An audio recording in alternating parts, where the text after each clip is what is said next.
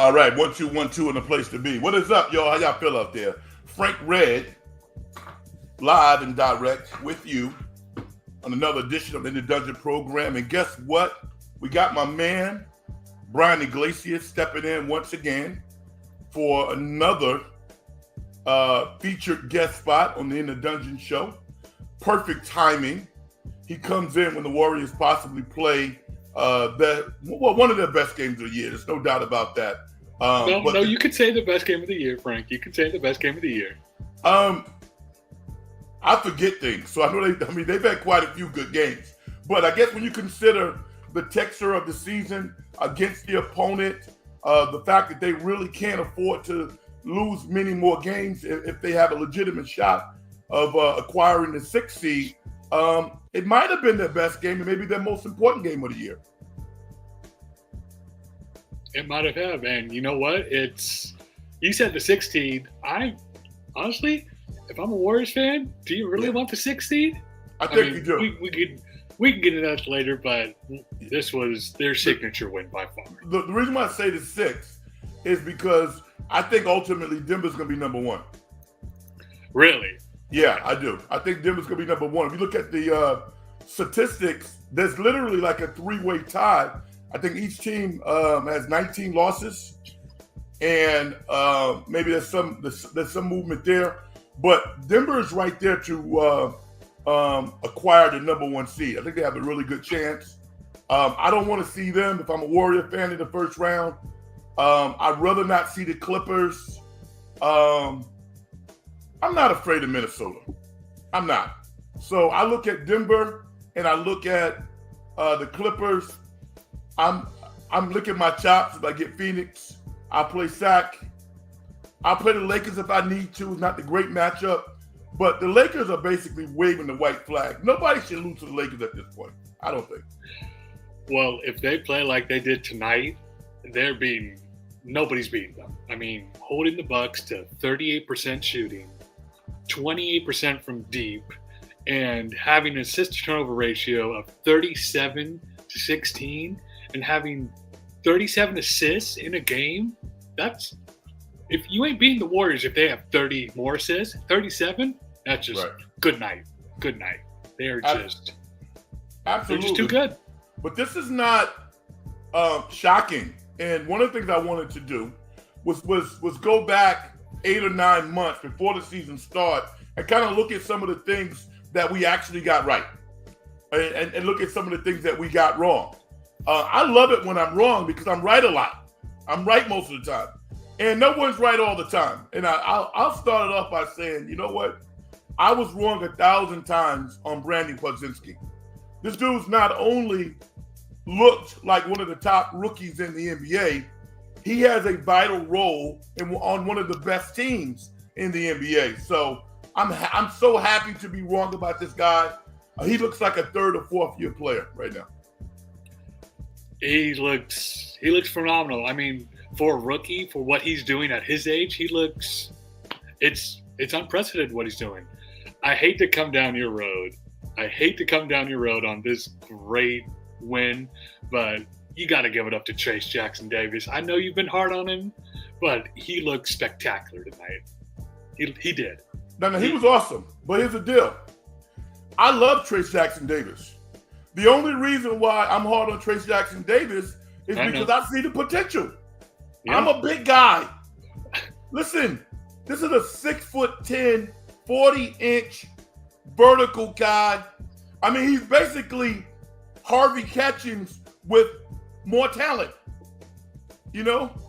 I mean, Tamika Catchings' father, 6'10", 6'11", like the Hawk, grabbing balls out of the air, rebounding. Yo, man, this dude should be $100 million player. Go get that money. If he plays like he does tonight, blocking Giannis on back-to-back dunks, I think he blocked 3 times tonight. He embarrassed Giannis. He did. He looked special tonight. And everybody talking about, the Warriors need a big man. They've had their big man all along. It's this kid. He just has to develop. Was he 24? He's 24 years old, I think. I think he's one of the oldest rookies in the NBA. Yeah, he is. And look that up really quick. And listen, Mike Dunleavy Jr. makes you think that being a GM is not that damn hard, because we've watched this guy for 4 or 5 years at Indiana improve every year and dominate in the Big Ten. And he goes with the 57th pick. Are you kidding me? He's 24 years old. He's 24 years old, and he's blocking Giannis 3 times on prime time. Right. But 24 years old says it's time for you to play consistently. Right? None of this we're going to work you in over the next 3 years stuff. That's Jonathan Kuminga, who's 21, not you. Exactly. Just think, when Jonathan Kuminga's 24 years old, what will he be doing? Like this. Right. It's out of the world. It was honestly a great win. I tweeted this on X. You can follow me on X @_BEglesia. It was their signature win. It really was. I mean, everything was lined up for them. No excuses tonight. Wiggins is back. No excuses. I just talked to my man SG. I want to get him in here. He says, "What's up, Frank?" Mm-hmm. He says, "I like your show and wish you good luck moving forward." Yeah, I appreciate that. You're a cool dude. I'm all right. You're a cool dude, Frank. You're a cool dude. I'm all right. I'm okay. You're okay. You gotta give yourself more credit than that, Frank. Come on now. I'm all right. I'm all right. And I'm gonna tell you why I'm all right. You know why?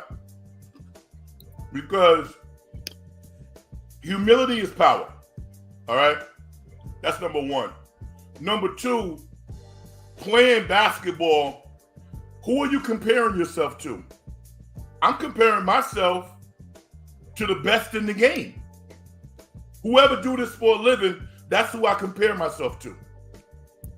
You know what I'm saying? So if I compare myself to the best that do this, sports talk media, I'm in the room. I'm okay. I'm okay.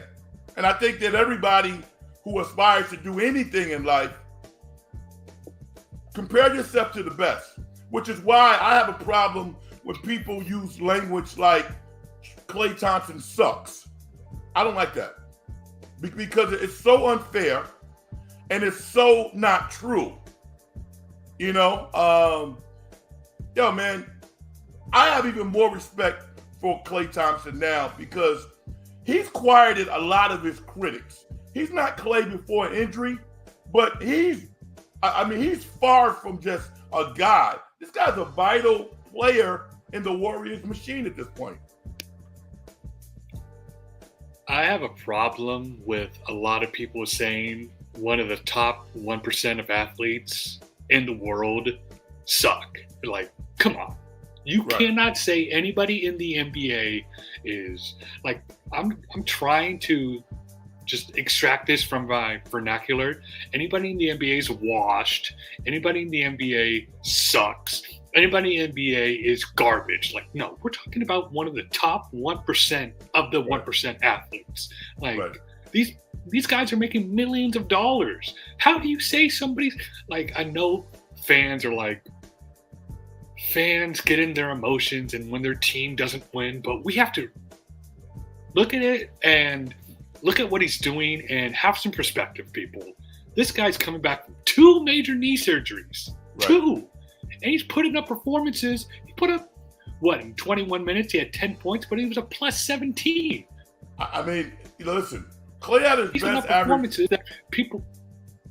Klay had his best average around 20, 21, 22 points a game. He's averaging around, 16, 17 this year? Yeah, let me check that really quick. Not bad. But, yeah, 16.9. Mm-hmm. Yeah. I mean, he's averaging 17 points a game. And at any time, he can go on one like nobody's business. So just lay off Klay, because if this team is going to win a championship, and I have no reason to believe they can't, because they stole one in 2022. Everybody's saying that now. I've been saying that for a year. But every now and then you have commentators now sneak that in because Boston was better. The Warriors won. They deserved to win. But if I'm the coach of the Boston Celtics, I got to win that championship. Glad the Warriors won. I'm not. I don't have this philosophy that when you win a championship, nobody stole it. I think they earned it. You tell me they didn't earn it with their hard play. You tell me Steph Curry stole one after Game 4. You tell me Andrew Wiggins stole one after he had, 17 points and 16 rebounds in Game 4 of the NBA Finals or Game 6, whatever it was. They earned that one. I think the KC Chiefs stole the Super Bowl. They're not better than the 49ers. Yeah, but they earned it. They earned it. They earned it because you can steal it and earn it too. You can. That's where we'll disagree. I don't think you can steal something. I think you have to earn it. And I really believe that they earned it. 49ers didn't earn it. 49ers didn't deserve to win that game because they didn't produce. Let me ask you a question. In history, there are documented some of the greatest jewel heists, bank robberies in history that they're still trying to figure out what happened. They stole the money and they earned it because they did the work. So you can steal something, you can earn it. I guess we just agree to disagree, Frank. I really do, because I look at people producing on the field, and Patrick Mahomes produced in the clutch more than the 49ers did. Steph Curry produced in the clutch more than Jason Tatum and Jaylen Brown. I just look at it like that. We can just agree to disagree. I'm being a little facetious when I say that. But I know. But the bottom line is, if you look at the personnel, I think Boston was better. And that was why you had all of this hoopla surrounding that team. If anybody wins the championship this year, not named Denver or Boston, the team that wins it obviously going to earn it, but you're going to look at it and go, yo, they stole one. Because they're not the best team. They're not. Let's go and look at Mark Graves. Mark Graves says, I was impressed with Bobby Portis tonight. Tell me why. I mean, he shot the ball very, very well, Mark, but Bobby Portis tried to do kind of Bobby Portis things. You know, he walks around with a big reputation, and he's kind of a tough guy. You know, so he knocked out that European kid on Chicago, and he's been walking around that for a decade because he knocked him out. But Draymond wasn't going for that. Come on. I wasn't sure if you saw that when Draymond and Bobby got into it. I was like, whoa, Draymond. I was like, Draymond, please don't knock him in the face. Because Bobby had those eyes like, I'm going to come after you. No, but Bobby wants that smoke. He likes that smoke. That's part of his calling card. But the reality is, the toughest guys in the NBA, they understand. It's a proposition that I'm willing to deal with. I could potentially hurt somebody, and I can take one too. But you know what though? It's about the fight. Now Draymond he doesn't have any more get out of Monopoly game cards, so he can't do that. But a guy like a Podzinski, anybody in the league that comes in and people kind of snip you a little bit to see, is he a punk or what? You better step up.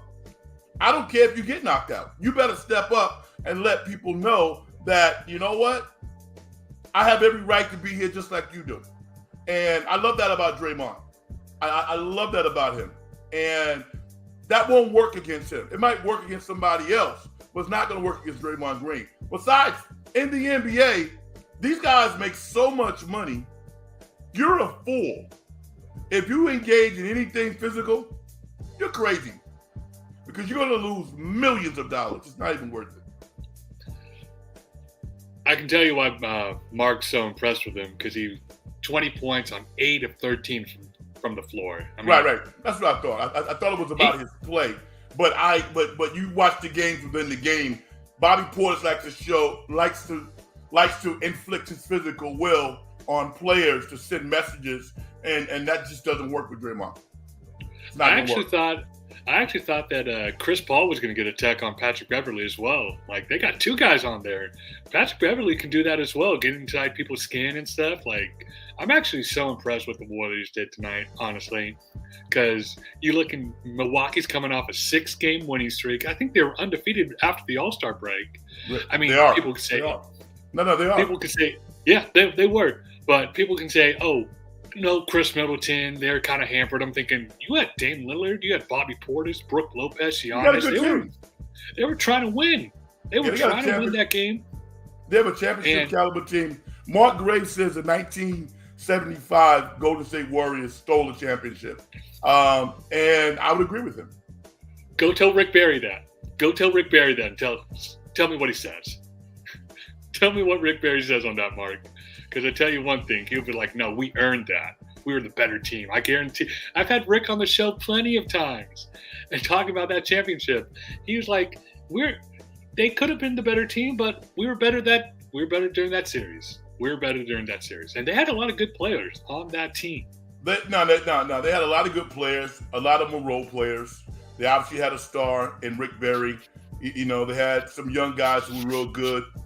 Phil Smith is one of my favorite players of all time. I tell a story. I think I told it a couple of years ago. I was actually in the Fillmore, right? And I walk into a McDonald's. McDonald's in the Fillmore. For people that know the Bay Area, obviously know that McDonald's down there. And I got a lot of friends down there. So I walk in there. I think I ordered like a Big Mac or something. And there's this older gentleman and like a trench coat, right? And I said, "How you doing, sir?" And I'm talking to him, and he has a gregarious personality, right? And I'm just impressed with this guy. He goes, "Young man, wait a minute." He goes into his coat and he pulls out a picture. The picture is Phil Smith, his son. He's Phil Smith's dad. Wow. And Phil Smith obviously starred at USF, died at a very, very young age, post-playing career. But as a kid growing up on Long Island in New York, I knew nothing about California, nothing. But I've been watching basketball a long time. Phil Smith was one of my favorite players. And I told his dad, I said, "This is your son?" He said, "Yo, this is my son." And I said, "Mr. Smith, your son is one of the reasons why I wanted to play basketball." And it just kind of shows you how connected we are as people. I remember one time when I was at Fordham, we played North Carolina, right? North Carolina at the time, this is all factual, I'm not bragging. This is their lineup. Michael Jordan, Kenny Smith, Sam Perkins, Brad Daugherty, and I think maybe Buzz Peterson started. It was a holiday classic. St. John's had Mully, Walter Berry, Bill Winnington, Mark Jackson. 20,000 people, right?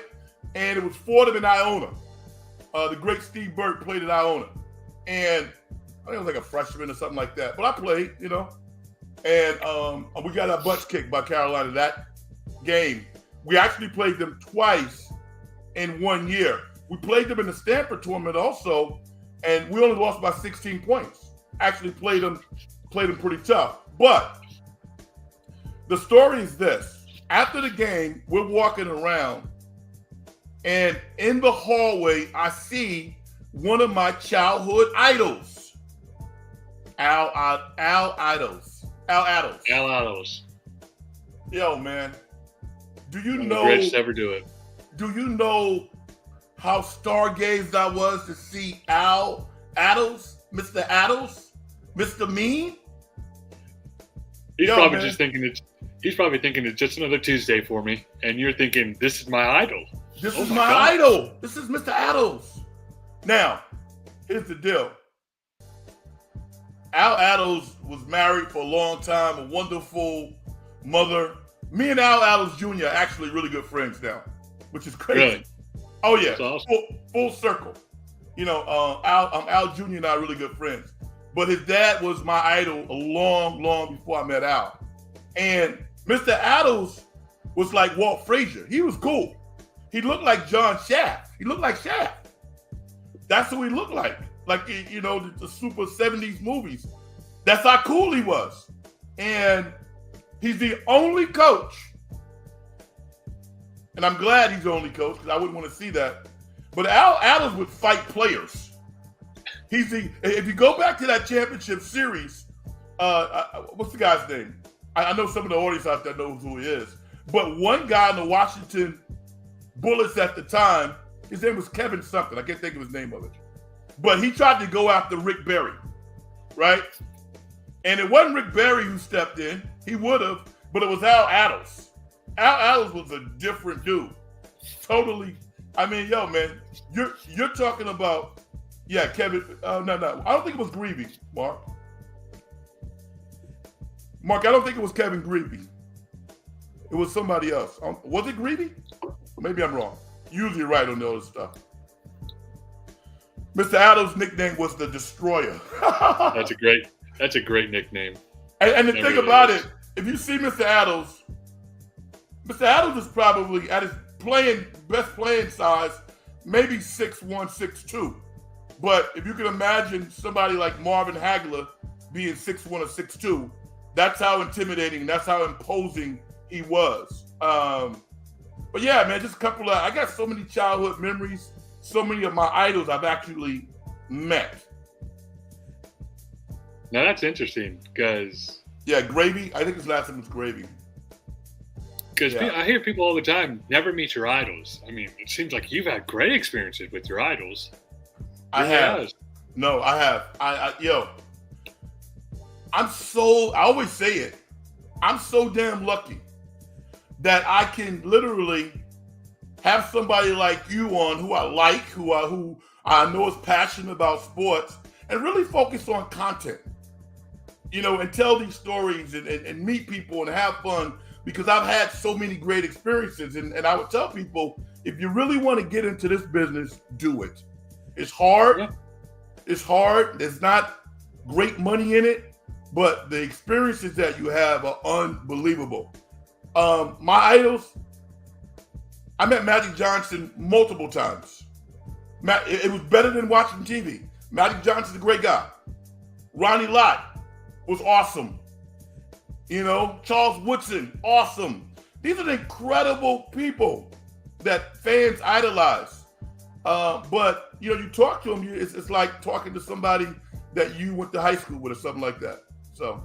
And I think that's the key, honestly, because people are like, oh, you want to never meet your idols. I'm thinking, well, you probably never want to meet your idols because you'll idolize them and you'll put them on a pedestal. With your situations, you always seem like you're just talking like they're people. That these people just want to be treated like people. Like, yeah, they do great things on the athletic field and they make millions of dollars in professional athletes and they're on TV all the time and everybody knows who they are. But at the end of the day, they're just like you and me. They just want to be treated regularly and just want to be treated, like a normal human being and not like a zoo animal or something like that. If they're wired right.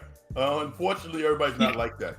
And you got to catch them on the right day too. And I mean, right. I mean, you need to kind of read the room. But my whole thing is, I never played in the NBA, but I got pretty close. So a lot of these players, a lot of these personalities, I knew some of them before they actually, quote, made it. So that kind of changes the dynamic of the relationship.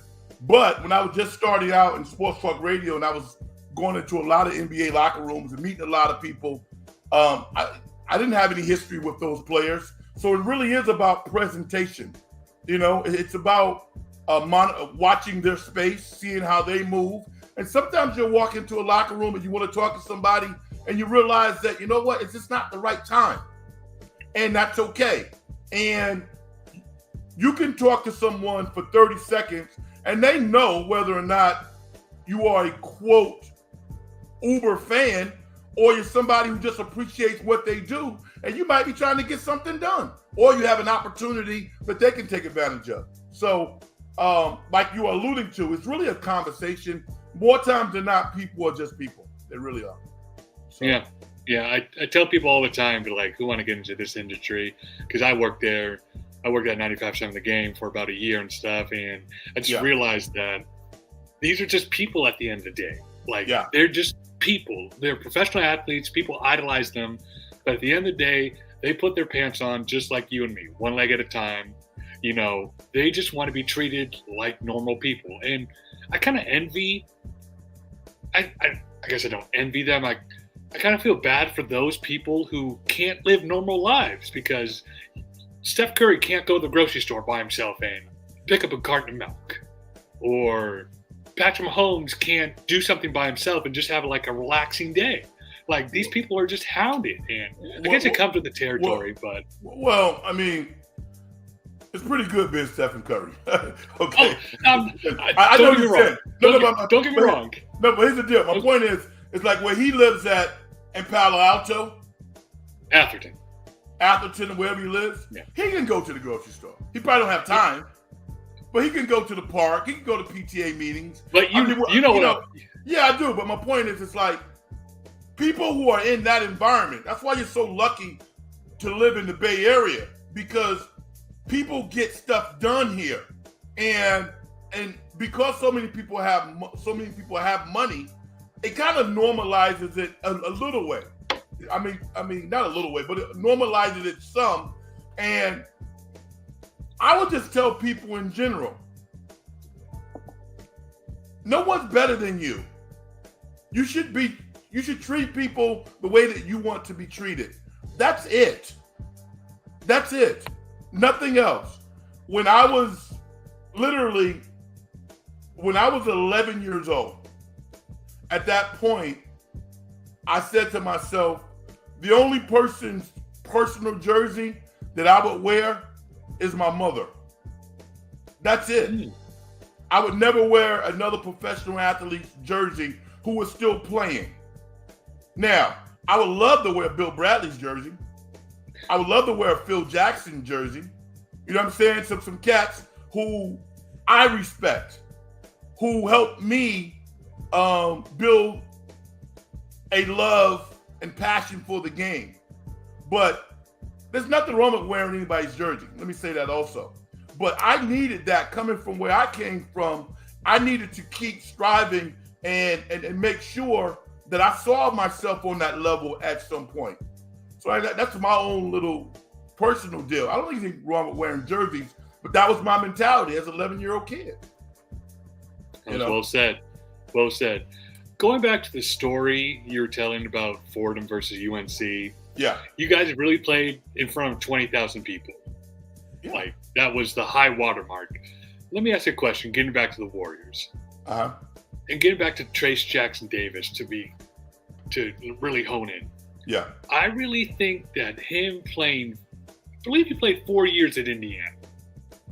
Do you really think that him playing 4 years at Indiana in front of crowds, probably more than 20,000, really helped his development to get ready for the NBA, instead of going through like the G League route or going to like play overseas? Because I really do.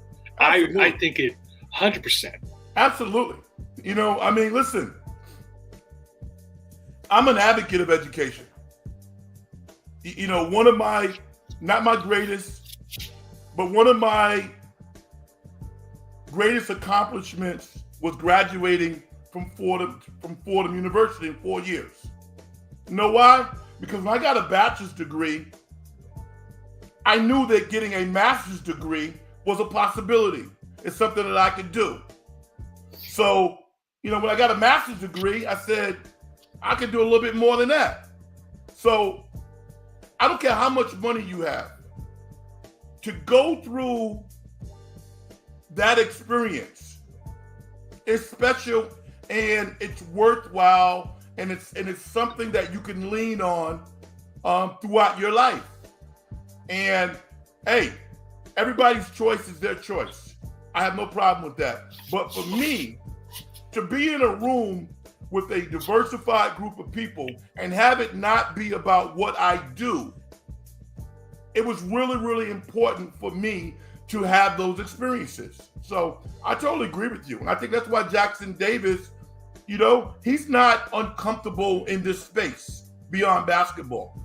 He's just not. So I think it's important. I do. I do too. And honestly, I think the reason we saw Jonathan Kuminga take so long or not really develop as quickly as we wanted him to is because he went the G League Ignite route instead of playing 4 years of college or at least 1 or 2 years and then having that experience, because it's kind of like Trace Jackson Davis has more basketball experience than Jonathan Kuminga already has right now. It's kind of funny to say that because, like, what are you talking about? He's a first-year guy.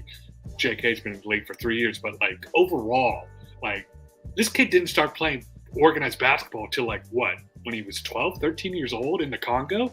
It's right. kind of like you can see that in his rookie year. Now, I'm not saying Trace Jackson Davis is going to be better than Jonathan Kuminga. No, I'm not saying that at all. But I'm saying his development. If Jonathan Kuminga had the same pathway and same development strategy as Trace Jackson Davis, I think Jonathan Kuminga would be further along. Let's just say that. Not to say he's not doing a great job. No, I mean, I think that you're right, but I don't blame him one bit for taking the route that he took. Because everybody's reality is different. And allegedly, he got $500,000 to play for G League Ignite. For G League at night. Mm-hmm. And he was a 7th overall pick, so he's done really, really well. He has family, he has siblings. I'm just happy that the guy did not get ruined. I'm a big B. Shaw guy. B. Shaw is a friend of mine, so I knew he was in good hands under Brian Shaw. But there were some tenuous moments with the Warriors a year and a half into this, based on the fact that he was playing for Steve Kerr. Kerr is an old school guy, and we didn't know. We honestly didn't know. And I think that you're right. Had he went to a program like a Kansas, like a UCLA, a Duke, a North Carolina, there are about 10 programs that if you go to, you're going to have to earn your minutes. You're going to have to be a teammate. You're going to probably spend some time at some teammates' homes in their neighborhoods, and you're going to grow. That's why a guy like Moses Moody, I love Moses Moody, man. Moses Moody is officially the most mature 21-year-old I've ever seen in my life, So let me get Mark Graves to him because he got the answer. There he is, Mark. I looked it up and said it was Mike Reardon. That's his name. His name is Reardon. Kevin Greavy was a player who I admired who played at Kentucky. It was Mike Reardon. That's the guy. Mark also says Davis had a dad to help him understand the game, so his basketball IQ should be higher. You know what, Mark? That's an interesting story that I don't think that we've really gotten to the bottom of, because apparently Trace Jackson Davis had a stepfather who was present early in his life also. To what extent, I don't know how that whole multi-family relationship thing worked out, but he's always very very quick and very eloquent in speaking about the people who've helped him get to where he is, and he mentions his stepfather quite a bit. So I think that's kind of cool as well. Dale Davis gets a lot of credit, obviously, because of the bio, the resume, the biology of the relationship, and his resume. But there were other people who helped Trace Jackson Davis get to where he is. I think that's pretty cool. So, I just love his demeanor. I really do. Like, he just looks. It feels like I've seen a lot of NBA players talk, like, and I've seen some people who were former Warriors talk, and like they didn't really give two S's about the media, or like I would see somebody put like the phone on the desk and start a timer like, all right, you have 5 minutes to talk to me.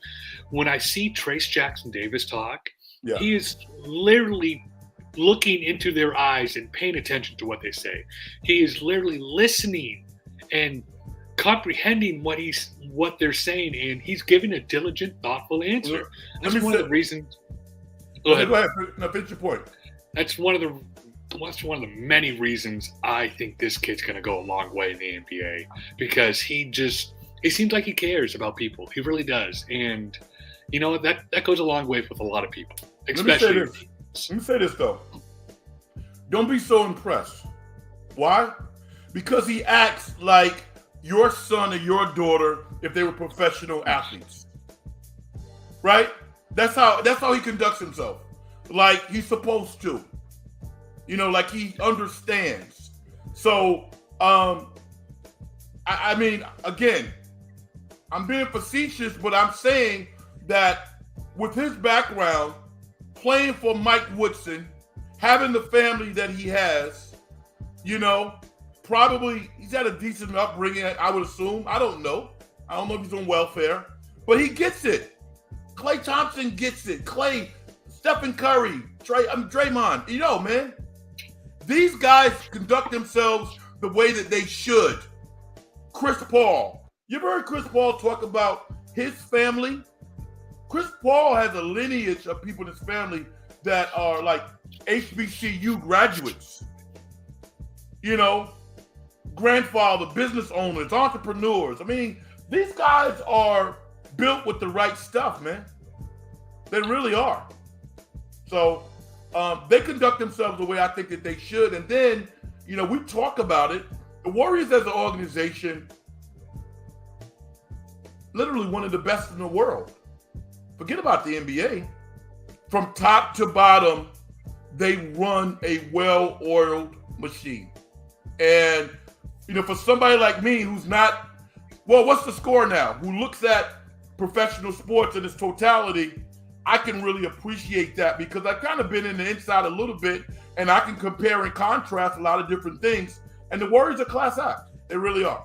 They don't have anybody in their organization who you might have a little rough edges at the beginning, but you got to get yourself right pretty quickly or you won't be there. And it has nothing to do with basketball. It's all about how you conduct yourself as a professional.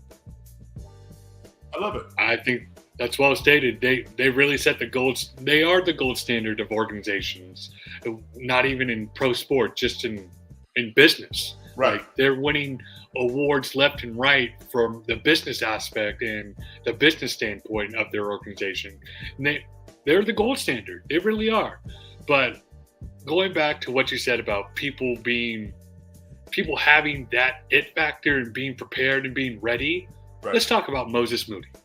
Oh, man. Moses Moody, you said Trace Jackson Davis might be the most mature 21-year-old or 24-year-old you ever seen? That's what Moses Moody is. Oh, sorry, Moses Moody. I completely agree with you because what he's been through and the roller coaster of you're getting DMPs and you're getting 5 minutes a game. Now you're getting 25. Right. Oh, Moses, save us. Oh, Moses, you're getting DMP'd again. Right. This guy, it's amazing what he's doing, and it's amazing he's the constant professional. I can't give him a higher praise than that. He's just there for his teammates, and what he did tonight, I don't know if you saw him pick. I saw it. Oh my God. I was like, listen, Moses Moody, when you give Moses Moody time, you have to totally, whatever you thought of Moses Moody, your scouting report, your a proclamation of what he's going to be, just throw it in the garbage because they see him every day in practice. We don't see him every day in practice. This dude actually could be more than a role player. I'm shocked. And I honestly think that because the Warriors like him so much, I could see the Warriors trading him to the Washington Wizards for Kipper. And I'm going to tell you why. Because the Wizards would pay him. And, you know, when you're a young guy and you come into the NBA, yeah, it's good to have the ring, but you want to have that financial security. And with the Warriors, I don't know if he's ever going to get the minutes that he needs in the interim that he would get with somebody else. And like Kippert, you know what? He's okay. He would do all right with the Warriors, but he'd be a role player. Moody, I think, could actually be more. I actually think he can. The thing about Moses Moody is I don't think we value his defense as much, because over these past 5 games, he's playing his ass off. He took on some great talent. He took on your guy, Jalen Brunson. Yeah. He took on Dame Lillard tonight. Yep. And not only did he hold his own, he kind of dominated them. He dominated them on the defense. He said, "You're not getting by me, and I'm going to show you why I belong in this league." And I'm not sure if he can be a 3-and-D guy, but if he can work on his jumper and he can make those open shots, because if he plays with Steph and Clay and Wiggins and these superstars, right? He will get open looks. If he can knock down the occasional open 3, if he can drive, you know what I can see him being? This might be, I don't know if this is a great comparison with him. I just thought of this right now. If he could kind of be like a Terrence Ross 3-and-D player, but better as a lockdown defender. Yeah, I think he got more range than Terrence Ross. I mean, Terrence Ross is a great, like, microwave type player. But Moody continues to show us that he has more in his bag. I want to get Mark Graves' comment. He says, Kippert is like Pods. Kippert is legit 6'7", and he's pretty athletic. He's, and Mark, he has an edge to him, but he doesn't move laterally. So I think that you're probably right. I think you're probably right. I like Kippert as a player. I wouldn't want to lose that defense. I really wouldn't. But here's the thing, though. He got to get paid. He has to get paid. We can talk about that later. I'm talking like in the next couple of years. I think he's under contract. I'm not sure. Is he a free agent after this? No. They picked up his 4th-year option, and they can pick up the 5th-year option. But, after 3 years, you can get extended. I think with his leadership, with his maturity, he's the type of player that organizations want to have to be one of their guys. If not the guy, he's one of the guys, because he's going to fall in line. He's young. I mean, literally, he's like Shai Gilgeous-Alexander. He's that type of personality. He's just a pro. So I want to see him get paid. I don't know if he's going to get paid with the Warriors. I want to see him get paid, but I don't think a lot of people in the NBA, this is small sample size and stuff. We got to see what he does. This is year 3. It's year 3. I know. And he's making a nice leap defensively, but people were like, "Oh, the offense has to come," and I think it will come. It will come. He's shown spurts. Yeah. I think he has it in him, but his defense, man, I think his defense is going to get him paid, because he's going against. Now I know people will say, "Oh, him against quicker guards and stuff." Like, I know people say, "Oh, him against Kyrie is never going to happen." It's like, well, nobody against Kyrie. I mean, Kyrie's unguardable. I mean, nobody in the league's guarding Kyrie. But what he did to Dame tonight, and what he did to Jalen Brunson a couple days ago, he's competing. He's competing every night, and Kerr don't want to let him go. Lacob don't want to let him go. I hope not. Michael Porter Jr. don't want to let him go. No, because he's great, and he's low maintenance. He's a pro. There's no attitude. It's all professionalism. So it was interesting, because if you go back to that draft, there were stories about how Lacob slammed the table because he wanted Diarte. And Indiana drafted Chris Diarte out of Oregon at 13, and Moody was there at 14. And the Warriors didn't have a history the past couple of years of developing players post the big 3. But you got to start looking at the words a little differently now. They've developed Kuminga. They've developed Moody. They've developed GP2. You got Trace Jackson Davis.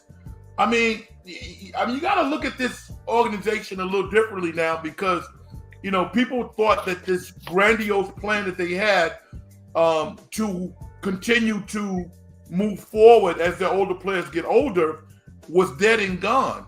But we really can't say that now. This has been a remarkable year in terms of kind of injecting new life into the organization and building players that maybe can be more than what the average fan thought that they could be. Yeah, no, you're completely right. And remember that narrative that Steve Kerr doesn't like young players and Steve Kerr can't develop, like you said. Like, I'm going to go back further. Steve Kerr developed Kevon Looney. I hate to tell people that. Like, Kevon Looney was nothing before Steve Kerr was on it. Steve Kerr also developed Jordan Poole, but then he went to Washington to see how he's doing. So I don't want to hear any more Steve Kerr can't develop young players because we are seeing it right before our eyes. Mm-hmm. You tell me Trace Jackson Davis blocked Giannis 3 times tonight. You tell me that's not development? 3 times! Like, you're talking about an MVP, a champion, the best, a top 5 player in the league. And it's like, this kid's 24, he's a rookie. He's a rookie, Frank. Like, don't tell me. I want to hear nothing, no more about this narrative that Steve Kerr hates young players and Steve Kerr can't develop anybody. I'm done. I'm done with it. Mark Graves says that Musselman helped Moody get drafted by the Warriors. Yep. I think he did. I think he helped him get drafted and noticed by a lot of players because Musselman prepared him appropriately for the NBA. And again, I go back to the professionalism. Moses Moody talks a lot about his parents and how he was raised, but certainly I think his coaches were supportive of that entire process because this dude came from Arkansas, man. He's a long way from home. And had he been pissed off about certain things, about inconsistent playing time, he had a right to be pissed off. But guess what? That's not going to help you. And he had to be schooled to know that that's not going to help you. You know what that's going to do? Get you traded to some team that has no future. Get you traded to Detroit. Yeah, get you traded. Yeah, somewhere like that. Charlotte. Teams that don't have winning cultures. And it's going to be miserable. You're not going to win. I tell anybody, there's no substitute for winning. There's no substitute for being in a winning environment, winning culture, learning from veterans, playing minutes that matter, and playing for a brilliant coach. Because listen, I came on a couple of days ago, and I basically said what Kerr said. When 50-point losses count for 3 losses as opposed to 1 loss, then I'll really care about it. And I didn't know if the Warriors were going to win tonight. They impressed me, just like you said. This is a big-time win. Giannis didn't play against the Clippers. He played against the Warriors. Know why? Yeah. Because it was an important game for them, too. I agree with you. And honestly, I think they were a little embarrassed on what happened on Sunday in Boston. But honestly, if I'm looking back at it, as a Warriors fan, I'm not embarrassed. I thought that was a scheduled loss. I really did. Mm-hmm. Like, you're going to the best team in basketball who has the best home record. They've only lost 3 home games this year. And you're coming off a road trip where you're 3-0 already and you're exhausted. And not to mention your plane got into Toronto at 7 a.m. You had so many things outside of basketball. Like, this team was dead tired. So everybody's freaking out. Like, I had my buddies text me like, oh, this is embarrassing. Like, what are they doing? It's like, bro, they're 3-0 on the road trip. Like, they went to the best team in basketball. They basically punted. And I thought that I'm actually glad because they kind of got like 3.5 days off to rest because they were tired. You could see it. Steph was tired. Clay was drained. Like, this team needs a break. And you got 3 days of rest, and you saw what happened tonight. They absolutely dominated. They dominated and arguably one of the best teams in the East, if not one of the best teams in the basketball. Here's the other thing. Steve Kerr was I mean, he reminds me like a 5-star general. If there was any such thing related to sports, I'm not talking real war or military, but he's such a tactician, right? And like I said it on my last podcast, here's what Kerr didn't do. Here's what he didn't do tonight against Milwaukee. Kerr didn't play zone one time against Boston and against Milwaukee. Know why? Because he wants to keep that in his back pocket. That's a stellar defense for the Warriors. And against Boston, if you go back to 0-2, right? How did the Warriors turn that series around? The Warriors turned that series around by going to a conventional high pick and roll offense. They didn't even do that. Like you said, when the score was 44-22 after the first quarter, the Warriors basically punted. Game was over. You know, we fulfilled our commitment from a national perspective. Stephen played, Clay played, Draymond played. We don't have to hear from the league office about we're sitting guys in national games, but they played essentially one quarter. That was it. Yeah, they really they played one quarter, and honestly, I didn't think they should have played the whole game or at all. At least. Yeah. Mark says it's 3 games in 4 years at the end of a road trip, definitely a schedule loss. Yeah. Now, let me say this though. Okay, so the Warriors make a big-time statement against the Milwaukee Bucks. I'm going to say that tomorrow's game, I hope fans out there, or certainly not the Warriors, I hope nobody thinks it's going to be a cakewalk. This Chicago Bulls team, they have to be one of the top 5 most physical teams in the NBA. And what they're going to do tomorrow, they're going to come into the Chase Center, obviously not as talented as the Warriors, but they're going to walk the ball up the court. They're going to drain the game. They're going to drain possessions. They're going to shoot late in the shot clock. And they're going to focus their defense on Stephen Curry. And, we all know that we've seen the Warriors play well when Stephen has been on the bench.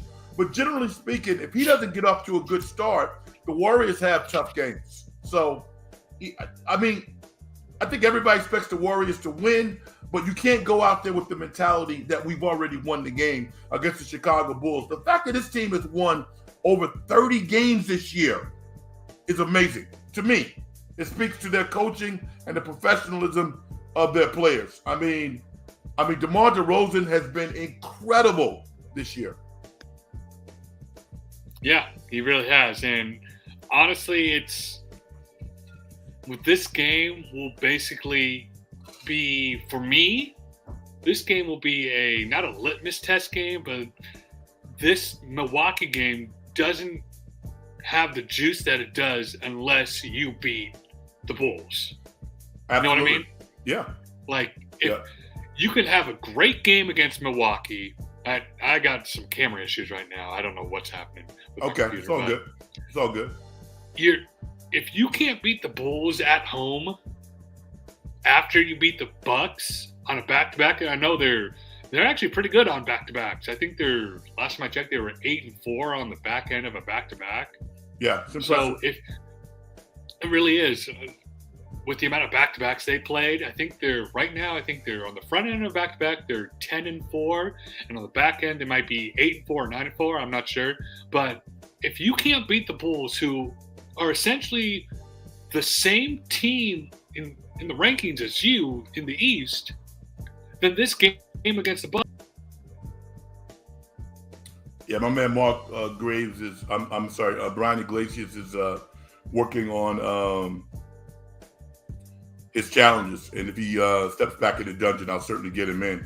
But yeah, I'm not afraid of the Bulls, but I know the Bulls, and I kind of know what they're made of, and obviously, their coaches and stuff like that. So I know the messages that are being communicated to the Bulls players, and these guys are thirsty. These guys are grimy. So the Warriors are better, much more talented. They're playing at home, but don't step on the court thinking that you've already won the game because you'll lose. You will lose. So, I think that, like Brian said, if they can't build on this success after beating one of the best teams in the NBA, the Milwaukee Bucks, a team that had not lost coming out of the All-Star break, then a loss to the Bulls would be a great letdown for the Warriors, and obviously an incredible win for the Bulls, especially after winning the first game on the road trip on the road in Sacramento, and then going to Utah tonight and eking out a win there. So they're already playing with house money as far as I'm concerned. Mark Graves says, too late in the season to win one, lose one, need to gain momentum for the playoffs. I totally agree with you. Mark, I'm asking you a question. Why do professionals who get paid a whole lot of money don't look a little deeper when they are making predictions? Like this whole narrative about how, well, the Warriors are a play-in team. The Warriors are a play-in team. I'm like, they got 30 games left. Look at their personnel. This is not a play-in team. This is a team that is a 6 seed team. That's what I said to myself. When the Warriors matched up against the best teams in the NBA, they played really well. They beat the Boston Celtics at home. They beat the Phoenix Suns at home. So to me, it's straight garbage to look at the Warriors as a 9th or a 10th seed. I don't get it. Brian, are you there? Yeah, can you hear me, Okay. Frank? Yeah, I can hear you. My computer crashed, brother. Well, you got it back. Early. Well, Yeah, I'm doing this on my phone right now. I might have to end early, dude. My computer crashed. It was, No, listen. We got another 8 minutes. So, if you need to leave, then that's all good. But if you can hang in, then that's fine. I want to get Mark Graves in here. Mark says, those people making those predictions are going off the first part of the season and not now. Yeah, it's kind of like lame duck takes, though. I want to see some creativity, I want to see some well thought out takes. If you look at the personnel of the Warriors are damn good. Brian, even when people were saying, well, the Warriors are too small, I was like, what did I say? They're not too small. They're one of the top rebounding teams in the NBA. They're number 3. How can they be too small? It's people just want to see that, the Warriors, they don't have a big man. They don't have a guy who's over 7 foot. It's like they've never, I guess you could say Kevin Durant was over 7 foot, but they've never won their championships with a guy who's 7'1". Bogut was 7'1". Yeah. Okay. But 7'1" you're who can right. score though. But you're right. They don't listen. Every coach, every scout knows that 6'10" is the barometer. If you are 6'10" or taller and you can play, you're good. Draymond Green and Dennis Rodman are complete anomalies in the history of the NBA. You also got to include Wes Unseld in there because Wes Unseld dominated at 6'6", 6'7". But in this era of basketball, Draymond Green and Dennis Rodman are the only players that I can recall under 6'9" who dominated the game the way these two Hall of Famers have. And I'm already putting Draymond in the Hall of Fame. Yeah, no, you're right. I think Mark says rebounding is about heart, hustle, and angles. Yes, go ahead. Make your point, Brian. I heard this thing the other day. I didn't know what to think of it. When it comes to rebounding, do you think that's a defensive stat? Do you think Yes. Because I hear some people be like, rebounding is not a defensive stat because Russell Westbrook's a great rebounder and he sucks at defense. No. Isn't that the last part of the defense? Like, that's the last part of the defensive possession. That's somebody who doesn't know basketball. Anybody who believes that does not know basketball. And I'm going to give somebody credit for making this statement because he did it in the most succinct, the most eloquent way that it is without question a part of defense. Jim Kozimor, who used to host the show up in Sacramento at KHTK and do pre and post game for the Kings and done play-by-play. He's probably doing some stuff now. But Coles had a statement. Coles said this. Coles said rebounding is the end of defense. And it is. A simple statement that means a lot. It is the end of defense. That's rebounding. So I don't know how anybody can say that it's not rebounding, that rebounding is not a part of defense. It is. And rebound's a part of offense also. You get more possessions. Yeah, that's what I thought. Sorry, I gotta cut my feed over really quick. I don't know what's happening, but can you hear me? Yeah, all good. All right, well, listen. Why don't you wrap up and tell people where they can reach you, where they can follow you. You were on tonight. I thought you were outstanding. And people, I mean, I follow you on X and I respond to your comments. Where can people follow you? I mean, it's right. I mean, it's off the screen now. I can't see it now because it's in black. But yeah, how can people follow you? You follow me on X, Twitter, at @B_Iglesia. I might have a YouTube channel coming up soon. I'm thinking about that. Gotta love it. I'll stay tuned for that because, gotta have those hot takes, especially with the Warriors and playing so hot. But you can just follow me on Twitter or X. That's where I post all my content. But might have a YouTube channel coming up. And stay tuned for that. It's kind of in the works and stuff, but we definitely got some things on the horizon. Let's just say that.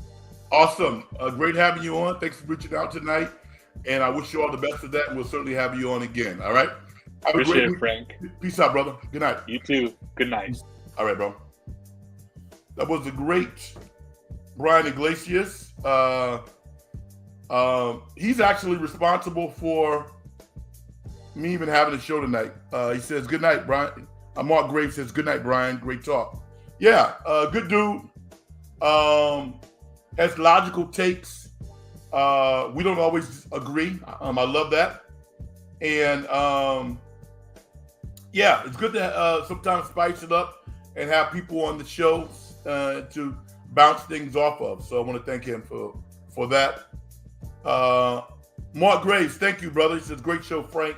Thank you for stepping in. I appreciate you and everybody else who's out there listening. Golden State Warriors, 125-90 over the Milwaukee Bucks. A great win. They're now 5 games above 500. They take on the real tough and grimy Chicago Bulls tomorrow night in a rare back-to-back at home. It'll be interesting to see how the Warriors come out and play because the Bulls are going to show up. All right. I have more to talk about, but I'm going to get out of here and let everybody get ready for their tomorrow. All right. Thank you for stepping in the dungeon. I'm going to do my thing and get out of here. Success and getting paid is the manifestation of the whole process. If you as an individual don't do things to help other people make their lives better, as far as I'm concerned, you haven't done nothing. All right. Might be on tomorrow, maybe not. I might actually go to the game.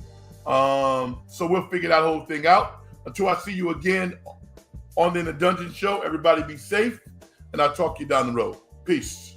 Good night, everybody.